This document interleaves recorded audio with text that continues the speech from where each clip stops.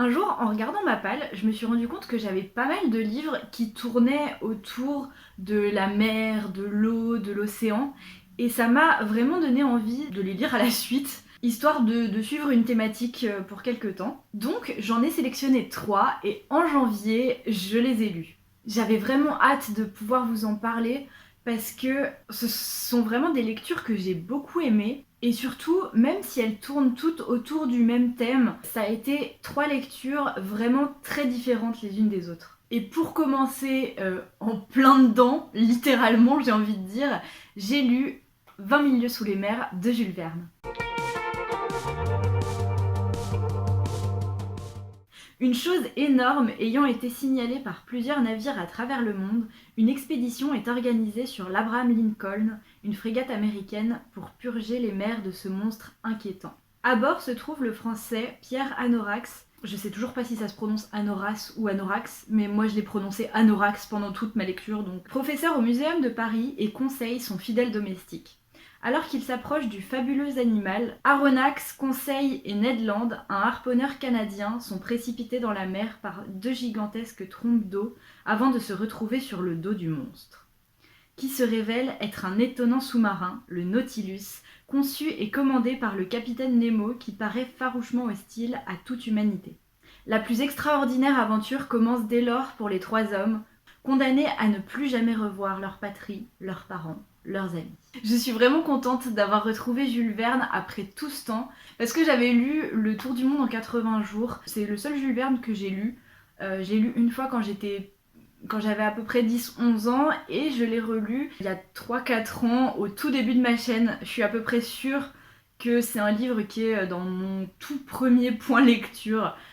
N'allez pas voir cette vidéo, elle doit être très embarrassante. Mais voilà, ça faisait un moment que j'avais pas lu Jules Verne et pourtant j'en avais très envie. J'aime vraiment en plus sa plume et ses personnages, même s'ils sont un peu clichés, en fait ils sont caractérisés efficacement et je trouve que ça fonctionne toujours, donc c'est vraiment agréable à suivre. Dans ce livre, j'avais vraiment le sentiment de suivre une vraie aventure, puisque je suis restée plongée dans ce voyage pendant un mois quand même. Et même si le côté un peu trop scientifique aurait pu perdre mon attention, parce que le professeur et Conseil, ils passent leur temps à classifier en fait tout ce qu'ils voient, toutes les sortes de plantes, toutes les sortes d'animaux qu'ils vont croiser, et ils vont passer leur temps à les classer et à aborder tout ça d'un point de vue plutôt scientifique en fait. Je pensais que ça allait vraiment perdre mon attention, mais finalement je l'ai plutôt pris comme un élément de décor, si vous voyez ce que je veux dire, comme l'ambiance générale, et du coup je m'en suis jamais vraiment lassée. D'ailleurs, page 151, j'ai écrit: je n'ai pas les connaissances pour complètement comprendre le fonctionnement du Nautilus ou connaître les espèces végétales et animales dont on parle ici, mais c'est comme visiter un musée sans guide, je m'émerveille de tout sans avoir besoin de tout comprendre. Et c'est vraiment le sentiment que ça m'a donné en fait cette lecture, c'est vivre une aventure, mais en même temps c'était un peu comme visiter un musée. Je me suis un peu sentie en décalage quand même avec certains éléments gênants dus au fait que le livre est assez vieux, mais bon, comme on est sous l'océan tout le temps, le livre a pas trop l'occasion d'être sexiste, raciste, etc. Et du coup, j'ai pas croisé trop souvent ce genre de problème, mais ça arrive quand même, je préfère vous prévenir. C'est plus le rapport aux animaux qui m'a un peu mis mal à l'aise. Page 201, j'ai écrit ces derniers chapitres m'ont fait un drôle d'effet. Je suis restée entre l'émerveillement du monde sous-marin et ses merveilles et un profond malaise dû à la partie de chasse. Parce que il y a vraiment ce côté où ils vont admirer vraiment les créatures qui sont autour. En fait, ça reste une partie de chasse et ils tuent un animal comme ça, ils sont en mode waouh, il est magnifique, et ils le tuent.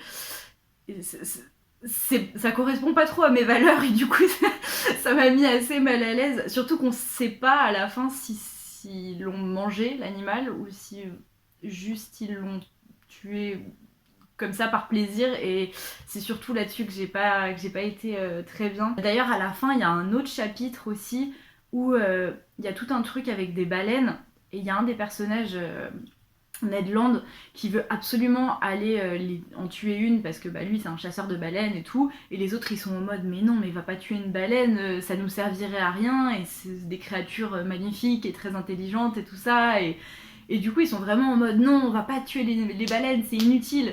Et là il y a des cachalots qui arrivent et le capitaine Nemo il est en mode on va tous les buter. Et j'étais là mais pourquoi? Genre ouais non les baleines on les adore mais les cachalots c'est des connards alors on va les tuer pour protéger les baleines. Je suis là mais...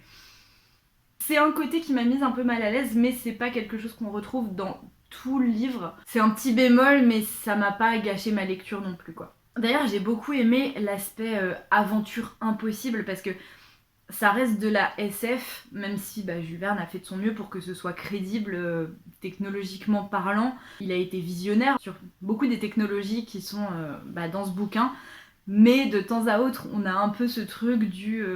vous connaissez le ta gueule c'est magique, là c'est un peu le ta gueule c'est électrique, genre l'électricité c'est la solution à tout. C'est quelque chose qui d'un côté m'a fait un petit peu rire et d'un autre côté j'aimais bien cet aspect vraiment science-fiction quoi. Mais surtout ce qui m'a le plus fasciné dans ce livre c'est le capitaine Nemo. Page 290 j'ai écrit le capitaine Nemo me fait penser au docteur. Doctor Who. En tout cas, c'est le genre de personnage qui vit dans son propre monde. Il est passionné, mais il reste très secret quand il s'agit de lui-même. J'ai toujours envie d'en apprendre plus sur lui. C'est vraiment un personnage un peu comme je vous le dis, comme le docteur, comme Sherlock Holmes. C'est vraiment dans cette lignée de personnages et c'est toujours le genre de personnage qui me fascine, je peux pas m'en empêcher. Mais j'ai aussi écrit page 547 et c'était vraiment vers la fin du livre. J'aurais aimé que le livre soit plus centré sur le capitaine Nemo et qu'on en apprenne plus sur lui au fil de l'histoire. Parce que c'est vrai que je pense qu'il aurait pu être beaucoup mieux exploité. Je m'attendais vraiment à en savoir plus sur lui, sur son histoire, sur son passé. Et je suis quand même assez restée sur ma faim. Ce qui est dommage, même si c'est un personnage que j'allais dire que j'ai beaucoup aimé, mais c'est pas un personnage qu'on peut vraiment aimer parce que... Je vais pas vous spoiler si vous l'avez pas lu, mais c'est un personnage qui, disons, a plusieurs facettes et pendant beaucoup du livre, j'étais en mode ouais, c'est le meilleur, je l'aime trop. Et puis au fur et à mesure, t'en apprends quand même un petit peu sur lui et t'es en mode je sais pas, en fait, il est chelou le mec, mais il me fascine quand même. Donc voilà, je suis juste déçue qu'il ait pas été un peu mieux exploité et qu'on n'en ait pas appris un peu plus sur lui. La fin du livre d'ailleurs, je trouve qu'elle conclut pas vraiment l'histoire. C'est pas vraiment que l'histoire se termine, c'est plus qu'on s'arrête à un endroit. C'est quelque chose d'un petit peu frustrant après 600 pages, je vais pas vous le cacher, je m'attendais à une meilleure conclusion. Mais au final, je trouve qu'on n'a pas souvent ce genre de fin. Et ça change un peu. Cette fin qui est ouverte sur certains points, ça laisse quand même du mystère, mais en même temps, ça fonctionne. Même si je m'attendais pas à ça, j'ai pas vraiment été déçue de la fin. En tout cas, j'ai vraiment hâte de découvrir les autres romans de Jules Verne. Et le prochain, ça sera très certainement Voyage au centre de la Terre, puisque je l'ai déjà dans ma palle. En plus, j'en ai entendu beaucoup de bonnes choses, donc j'ai très hâte de me lancer dedans. Après cette pavasse qui a été 20 000 lieues sous les mers, je me suis lancée sur un tout petit livre, mais que tout le monde connaît, puisque c'est vraiment un classique de la littérature américaine. Et c'était donc Le vieil homme et la mer de Ernest Hemingway. À Cuba, voilà 84 jours que le vieux Santiago rentre bredouille de la pêche. Ses filets désespérément vides. La chance l'a déserté depuis longtemps. À l'aube du 80e jour, son jeune ami Manolin lui fournit 2 belles sardines fraîches pour appâter le poisson et lui souhaite bonne chance en le regardant s'éloigner à bord de son petit bateau. Aujourd'hui, Santiago sent que la fortune lui revient. En effet, un poisson vient mordre à l'hameçon. C'est un marlin magnifique et gigantesque. Débute alors le plus âpre des duels. Combat de l'homme et de la nature, roman du courage et de l'espoir, Le vieil homme et la mer est un des plus grands livres de la littérature américaine. Ça faisait très longtemps que je voulais lire ce livre parce que ma sœur me l'avait prêté quand j'étais encore au collège et je sais pas pourquoi j'ai jamais réussi à m'y mettre. Donc j'ai fini par lui rendre au bout de plusieurs années quand même. Et l'année dernière, je me suis enfin décidée à l'acheter et je suis très contente de l'avoir enfin lu. C'est un tout petit livre mais qui renferme vraiment beaucoup de choses. Il est écrit très simplement et au début je craignais de ne pas accrocher, surtout qu'on commence vraiment dans un quotidien de ce vieil homme qui peut être intéressant, mais j'ai mis du temps vraiment à me sentir investie, mais une fois que j'ai été dedans, ça a été vraiment très très fort. Ouais, cette histoire m'a beaucoup touchée, mais je regrette quand même de pas l'avoir lue d'une traite parce que j'avais le travail, machin et tout. J'aurais préféré m'y mettre un week-end et le lire vraiment tout d'un coup. Mais surtout, ce qui m'a un peu gâché ma lecture, c'est que je me suis fait spoiler bêtement juste avant de commencer l'histoire en lisant la préface. Ne lisez pas la préface de ce livre parce que vraiment, la personne qui a écrit la préface dit texto Ernest Hemingway avait entendu parler de cette histoire de l'homme qui nanana, et il dit la fin. Pas la fin exacte, mais disons le plus gros retournement de situation qui se passe dans le livre, le plus gros point de l'histoire quoi.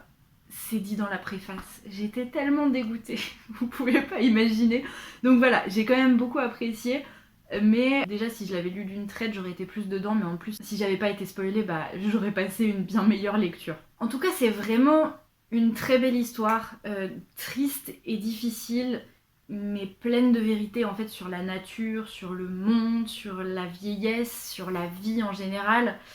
Et sur plein d'autres choses qui sont pas vraiment dans les mots, mais qu'on va ressentir vraiment entre les lignes en fait au travers de cette histoire. Page 65, j'ai écrit Je m'attendais à un récit de l'homme face à la mer, mais c'est plutôt l'homme face au poisson. Et ça me rappelle beaucoup Le poil du papillon pour l'instant. Le poil du papillon, j'ai complètement oublié l'auteur, mais c'est un livre que mon père m'avait prêté. Et c'est une partie de chasse. Alors la chasse, la pêche, c'est... Je suis végétarienne et c'est le genre de truc qui me parle pas trop, mais là c'est pas vraiment l'acte de chasser ou de pêcher, c'est vraiment une... Je saurais pas l'exprimer. Mais Le poil du papillon, c'est aussi un très beau livre où on suit un homme, un chasseur, qui est dans la montagne, et on suit en fait aussi le point de vue du, je sais plus si c'est un chamois ou un bouquetin, mais de l'animal qui va le tuer et de tout leur parcours jusqu'à leur rencontre. Ça fait longtemps que je l'ai lu, mais dans mes souvenirs c'est un très beau livre et il y a un peu le même genre d'idée que dans Le vieil homme et la mer. En tout cas pour la première partie du vieil homme et la mer, je vous raconte pas la suite évidemment. Mais bref, c'est la première fois que je lisais Hemingway et je comprends vraiment pourquoi ce livre est un classique. Il a su exprimer des choses vraiment très complexes, mais avec des mots très simples. Et pour moi, c'est vraiment ce qui fait toute la beauté de ce livre. En restant très accessible, il est très puissant et c'est un très beau livre. Et je suis très contente, vraiment très contente de l'avoir enfin lu. Et enfin, après avoir vu la mer de l'intérieur puis du dessus, j'ai choisi un livre qui aborde la mer d'un point de vue beaucoup plus métaphorique, mais pas que, et j'ai lu Océan-Mer de Alessandro Barrico.